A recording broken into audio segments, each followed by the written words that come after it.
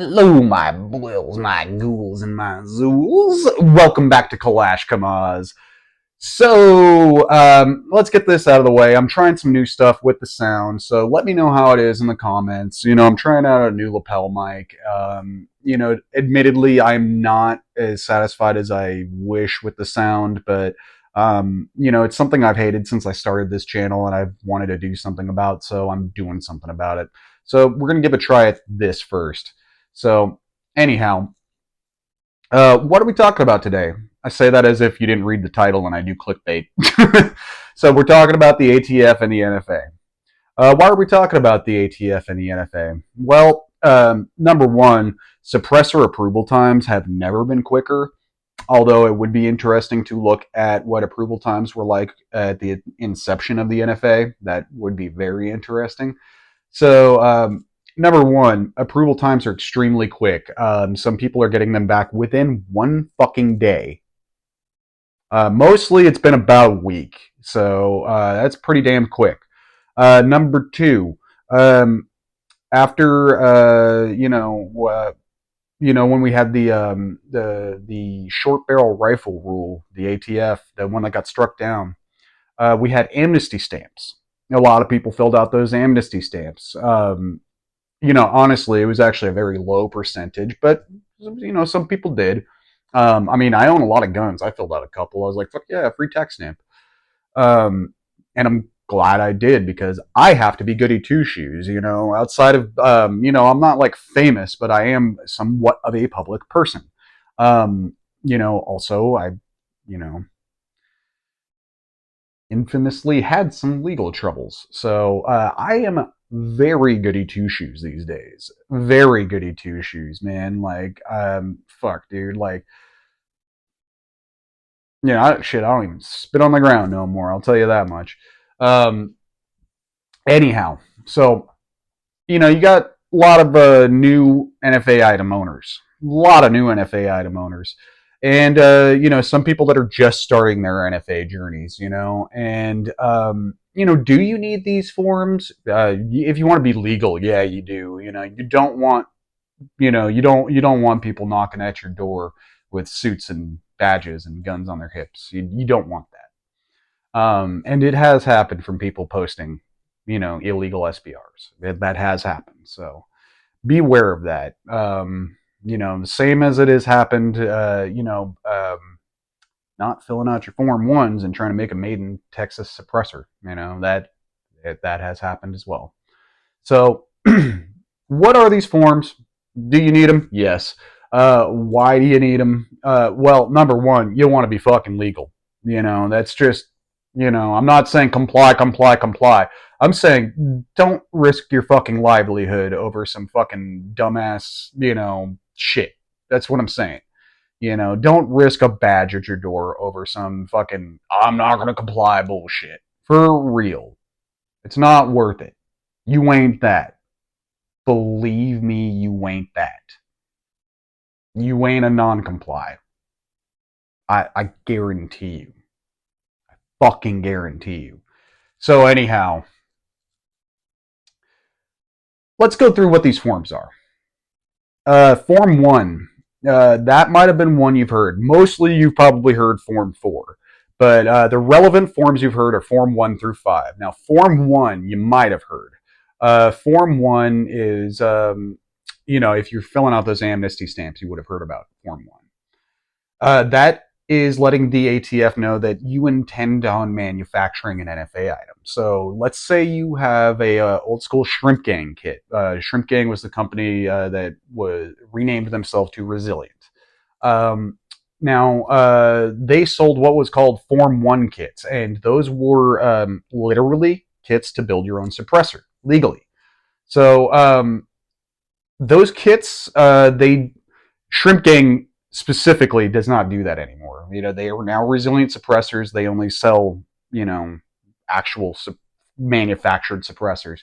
But kits do still exist, and you can actually still use them legally. There are some requirements to how you manufacture it. You do have to show that you have the tooling and whatnot. So beware of that. But yes, it is possible to manufacture your own NFA items because you are legally allowed to manufacture your own guns as long as you do not sell them.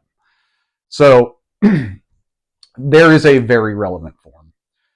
Now, Form 2, you probably haven't heard this one very much. You know, this is something that's mostly used by like, well, really only used by like SOTs and um, yeah, SOTs really. It's so that is letting the NFA know, or excuse me, the ATF know there is a new firearm in the country. Now that means that they manufactured a brand new firearm and they're serializing it, or they imported a an NFA gun. You know, like maybe the like if you remember the Larry Vickers thing where he was getting the fake law letters from some podunk sheriffs to get imported machine guns, they would have been filling out fraudulent Form 2s. So, anyhow, uh, Form 3. You might have heard of Form 3. That only really if you've done work to your NFA item. So Form 3 is what is informing the ATF that an FFL is transferring an NFA item to another FFL. Form 4 is going to be the relevant one you've heard mostly, and that is to transfer ownership of a excuse me there. That is to transfer ownership of an NFA item, from a dealer to the customer. Very simple form. That's how you buy your NFA items. Um, Now, Form 5, that's one a lot of people have not heard of. Form 5 comes into play quite a bit with Form 3. Now, Form 5 that's informing the ATF that you are intending on transferring an NFA item, and you need and this is for like a repair or something like that, an unserviceable firearm, and which means modification basically. And what that is saying is, hey ATF, can you waive this tax stamp fee? So when we take ownership of this and send it out to the next place, each place doesn't have to pay $200, and then the ATF gets the Form 5. A little while later, maybe a month to 2 months later, they get the Form 5 back saying no problemo, and then that's where Form 3 comes into play. Now, a Form 3 is now after they have taken possession of the item with the Form 5 and they are intending to transfer it, they have to fill out a Form 3 to actually transfer it to the shop. So let's say you got, in my case, I have a short barrel rifle that is going out for some work, as in actual machine work, and then after that is going out for some finish work. So it's going to two different places in different states. It is being transferred by 3 different FFLs. Now, what I had to do was go to this is a short barrel rifle, not a suppressor or anything like that. This is a already formed and registered SBR. I take it to my gunsmith, who is my FFL, and so I take it to him, explain what I want to do, has me fill out a Form 5. We wait for a Form 5 approval, takes a little while, and then once that's approved, then he fills out a Form 3. That's to transfer it to the shop that is going to be doing the work. The shop that's going to be doing the work is out of state, so he's going to fill out the Form 3. Form 3, the gun gets transferred over out of state to the shop doing the work, and then after that, there are 2 options. Either that shop can send it back to my gunsmith, and he'll have to fill out a Form 3 as well. And then my gunsmith can fill out another Form 3 and transfer it to the shop doing the finish, or the shop doing the work can transfer it to the shop doing the finish with a Form 3. Then the shop doing the finish will have to transfer it back to the shop that did the work. Then the shop that did the work will have to transfer it back to my FFL with a Form 3. So there's a chain of custody. There's a huge chain of custody when it comes to an SBR. Now, do you want to do these things? It's really not that big of a deal, especially if you own a bunch of guns, honestly. And This one I'm having done real special, this gun I was talking about. So to me, it's definitely worth it. I wasn't aware when I started this process of how long a Form 5 was, but I was mildly aware of the process being a bit of a pain in the ass. Now, how long are you looking at from filling out your first form at your FFL till he ships it out to the shop doing the work? Or, unless you're going to a place that actually is doing the work in house. So, in which case, just be a Form 5. You're looking at about a month to 2 months for the approval of the Form 5, and then you're looking at about 5 to 7 days for the approval of the Form 3. So essentially, you were looking at somewhere between 5 and 9 weeks before your gun goes out. And that includes if you are going to have work done to your suppressor, like say you want to have a finish done on your suppressor. It's a little different if you're having a repair like a baffle strike or something like that. So that one I am not going to speak on, but I believe to my knowledge, you can correct me in the comments. I think you still have to fill out a Form 5 and Form 3 for them to do the work on a suppressor. But when it comes to like a non-formed gun, if you are having work done on it, you can actually just mail it straight out from your doorstep right to them. And then they can mail it straight back to. I'm sorry, I keep hitting this. I'm gonna have to get used to that. They're gonna have to, and then they can mail it straight back to your doorstep. It's that simple with a gun repair. You don't have to go to an FFL for a gun repair, but for an NFA item, there has to be a chain of custody. So, um, now, yeah, like I said, do you want to do this? I recommend it, honestly. It's not a bad process. It's certainly more convenient to have the work done before you form. But let's say you've had this gun formed for many years. Really, you got two options there. Either you can do this process and have the work done, and like shit or get off the pot. Just have the work done, which would include things like chopping the barrel or installing a rear trunnion or something like that. Either that, or you email the ATF. You tell them you have intentions of taking the item off of the registry, and then you mail the gun out, and then you go through the whole process and pay a tax stamp again. That's really your only two options. So I recommend it. It's not that crazy. It's not that crazy. It's just kind of annoying waiting for the Form 5. Um, Now, when it comes to like Form 1s, like, you're going to have to show that you actually did manufacture this thing. You're going to have to show them you can't, you didn't just give it to your buddy with a fucking drill press to drill out the cap. Like, you got to actually own a drill press. You have to have constructive intent. So, um, really, in your NFA journey, you're mostly going to be filling out Form 4s. I've filled out a bunch of Form 1s myself. So at this point, I've filled out a Form 1, Form 3, Form 4, and Form 5. I have one gun because it has a suppressor sitting on the end of it. The one gun literally has 4 fucking forms on it. But I mean, none of this was a pain in the ass. None of it was a pain in the ass. It's like to me, it's the equivalency of like, have you ever seen people like reading something and they go like, that's too long, not even going to try. Or if you send someone like a message, it is because it's like one paragraph, they're like, yeah, I'm not reading all that. Fuck you, you illiterate piece of shit, dude. It's one fucking paragraph.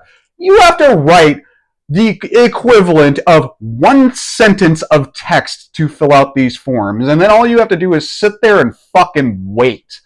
You don't have to do anything. It's either that or you don't have the work done. You can roll dirty. I don't recommend it. Have I ever known anybody that's been caught up for that? Ew, I'm getting Mr. Guns in Gear mouth. I'm sorry. I need to drink some fucking water, clearly. So, yeah, I do know people have been caught up for that, and it's not cool, man. It's really not cool. You're gonna risk your fucking gun rights over that? Fuck that shit. If you ever had your gun rights risked, you know it's not that cool because it's not just your gun rights, dude. You catch that fucking charge that erases your gun rights, boy, oh, your life changes drastically. And it's not just having to carry black powder pistols for the rest of your life until you get a governor that'll give you some clemency or something like that. Yeah, felons can get their gun rights back. That is a thing. And actually, some states, depending on your crime, it's not a thing. You can actually vote. Like some states. So yeah, it's pretty interesting. The tide on felons being able to vote and own guns is actually changing at the moment, much like the tide on marijuana owners, marijuana users being able to own guns. That tide is rapidly changing. So, when it comes to the ATF and the NFA, yeah, we do have some positive movement. A lot of people will just talk incessantly about how inept and stupid the ATF is, and blah blah blah blah blah. A lot of what this comes down to is humans are humans, and things that take time take time. So yeah, there's a history to it, which we're not going to go down that. That's a long political history that I don't want to get into. But anyhow, these paper forms, they're looked over. They have an approval tool now, so that's drastically dropping, and that's why people are getting their suppressors back in a week. But a physical person still has to look over this shit. Physical people take time to look at things. Physical people, real actual people, actually make decisions and make mistakes. That happens. I actually had that happen with my Form 5. God, dude, I need to drink some water. I hate this fucking Mr. Guns and Gear mouth. It's so gross, dude, when fucking YouTubers just keep rolling with the fucking spit fucking strings, spit stalagmites. It's gross, man. I'm gonna wet up here and finish this video up. So anyhow, man, I lost my train of thought there. We're just talking, today. I just wanted to, inform a little bit about the ATF and the NFA. Especially with all these new NFA item owners, it's relevant shit, and a lot of people think they are the no comply, and they are really not. They are really not. You ain't ready to fight the cops, bro. You ain't. You ain't it. You ain't that. So, yeah, in summation, do it. It's not a big deal. It's not a big deal at all. I have heard some shit like, I don't buy suppressors and I don't form my guns because I don't believe in having to have a license for things, like while they pull up in their fucking car they are licensed for. It's like, what the fuck, bro? Okay. Okay. Whatever. I'm not arguing that, like, these things are good or bad or anything like that. They exist. It's a thing. So, if you don't believe in it, then whatever. Then you don't get to have fun. It's just kind of like driving a fucking car, If you don't believe in driver's licenses, you can roll like that. But straight up, when it comes up to registration time, you're going to have to buy a fucking new car every registration. So, best get on fucking Craigslist or something and find that fucking car, that car you could buy for cash that was like just registered. So you basically got 2 years before you have to buy another car again. So, anyway, this is part of staying safe. I want people to stay safe. And, NFA items are a lot of fucking fun. They are goddamn worlds of fun, man. And I mean, if you want to have machine guns, you can have machine guns. You just have to show, that you can have them and should be able to have them. I mean, that comes down to like, here, let's take one for example. Let's say Jonathan Ferguson, the Royal Armories channel guy, he wanted to go start his own channel. Like let's say he moved to the US and he was starting his own channel and he wanted to keep continuing exactly what he is doing, showing off all these badass fucking historical guns. He doesn't need to be engaged in sales or anything like that to get a manufacturer's license to keep doing what he is doing. You are actually allowed to own machine guns for purposes of research. That is a thing. So, you were actually another weird one is you're actually allowed to own them for the purposes of business promotion. So I mean, you could take a wild guess what AKX, which would be like Kalash Bash and Kyber Customs and all those guys. You could obviously guess. They're without even asking them or talking to them, you could guess. Their SOT is for research and business promotion. Pretty easy. Obviously doing research on machine guns, obviously doing business promotion with machine guns, obviously have the need to take possession of machine guns in NFA transfers as well. So you could kind of ballpark what their forms are, what their stamps are. Don't even need to ask. You can kind of, if you know the reasons you can have machine guns, you can kind of ballpark why someone has them. Despite the fact that you do see some people that are enriching their collections and do just have them to have them. Clearly, being a more historical based gun channel, I'd be more interested in having them for research purposes, historical purposes, and whatnot. Personally, I mean, I shoot enough machine guns on a regular basis that I'm like, it's a machine gun. It's always fucking fun. Always gets the heart pumping, and it's always like fuck yeah and everything. But I mean, it's not some. My apologies again. It's not something I feel like. Oh my god, I need to own this now. It'll happen when it happens. Really, that would mostly just be to be able to demonstrate mechanisms and talk about the history of things like auto sears, because that's actually really really interesting if you get into that. And I do want to get into that, but I have no legal way to show things like that. Shit, man. I gotta be honest with you, future of this channel, I would love to even have a DD license to be able to talk about a fucking grenade.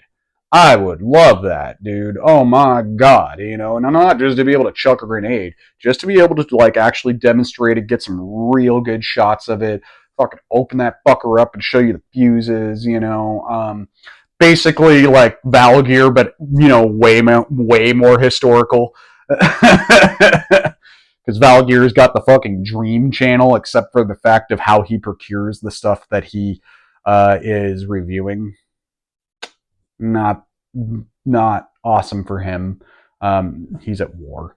So, yeah, that's not ever cool. But he does get to show you some really cool stuff so that you can, number one, be educated, and number two, be educated for a purpose. Because, even though the number has dramatically dropped, they are still getting daily volunteers, foreign volunteers. So, he shows you what they're working with, how they work, and little history behind them. So yeah, you can have all of this legally. All you got to do is just, I mean, unfortunately, ask for permission. But luckily, they want you to do this legally. They don't want you to do it illegally. Like, they want you to have the item.